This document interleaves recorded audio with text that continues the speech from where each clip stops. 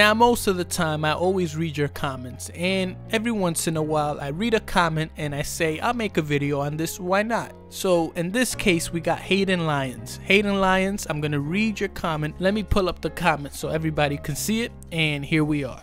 I am a Cavs fan, but I feel that you indeed have to trade the pick 100%. I think DeAndre would be great for the Cavs, but I don't believe he is worth the Nets pick. Why don't the Cavs try and get the Clippers to throw in Lou Williams? I would be fine with giving up more to get him, especially JR. I mean, Lou has been balling. So I think the Cavs should say you can have the pick if you throw in Lou Williams. Now, I haven't looked into the contracts at all, but I think the Clippers will maybe do that. Because if they make this trade, they may look at their situation and see that if they tank the second half of the season, then they could have a very good draft pick. What do you think about that? Also, I love your page and would love to get a shout out to hear your take on this. Well, Hayden, I took the liberty of actually checking to see if this trade will go through. And as you're seeing at the screen right now, it actually would go through. The trade is successful. Here's the issue at hand. Lou Williams is playing hardball now, and I congratulate him for that. But I'm not giving away a first-round draft pick for DeAndre Jordan and Lou Williams. I'm not going to do that. Now, a lot of people may end up saying Lou Williams is a better J.R. Smith. And yeah, he's a better J.R. Smith right now.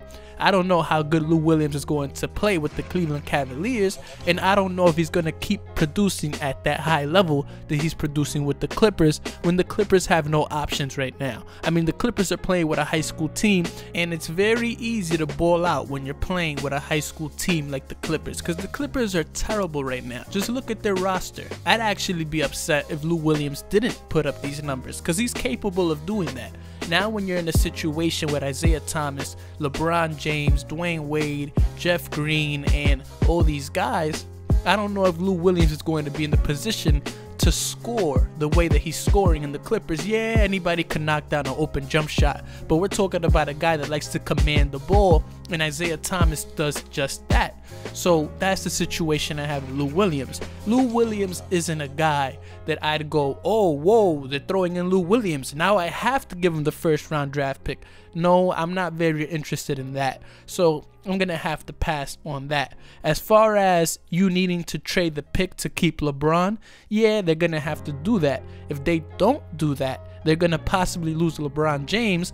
And even if they do trade the pick, they may end up losing LeBron James anyway, but it's better to go all out and try to win a championship and have a higher chance in keeping LeBron James than dealing with a situation where you have no chance in keeping LeBron James. Now here we have a second question from SKL, and he's asking, what if the Cavs trade Tristan Thompson and the first rounder for Derek Favors? He is a good rebounder and an alright scorer. Or the Cavs can go for Hassan Whiteside, who can rebound and block shots, and the Cavs trade Tristan Thompson, Iman Shumpert, and the first rounder, or just a regular pick.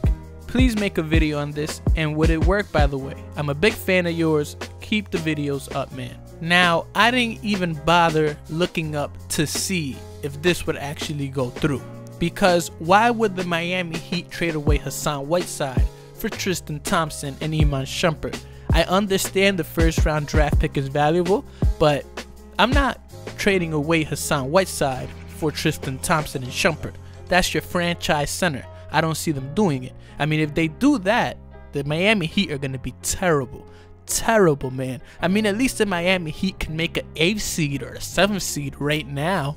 But you're talking about a guy that if he's not there, well then, goodbye to your franchise. You're going to have to wait another 5 years. You're going to have to wait till LeBron James retires to be relevant again.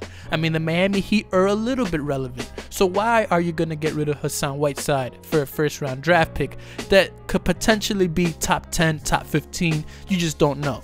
So that's not going to happen. I didn't even bother looking that up.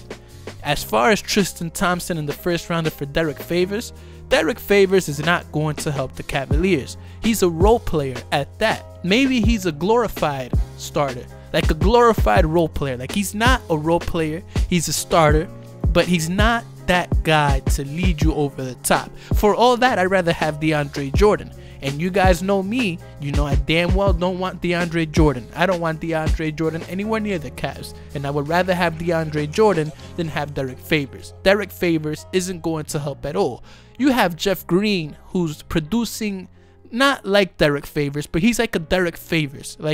You see what I'm saying, Cavalier fans? Like, Derek Favors isn't going to really help you. He's like a power forward and a small forwards kind of body. Like, he can't really shoot the ball. What are you going to do with Derek Favors? So I really do appreciate the support, but this just doesn't make sense for the Cavaliers, and it doesn't make sense for the Miami Heat.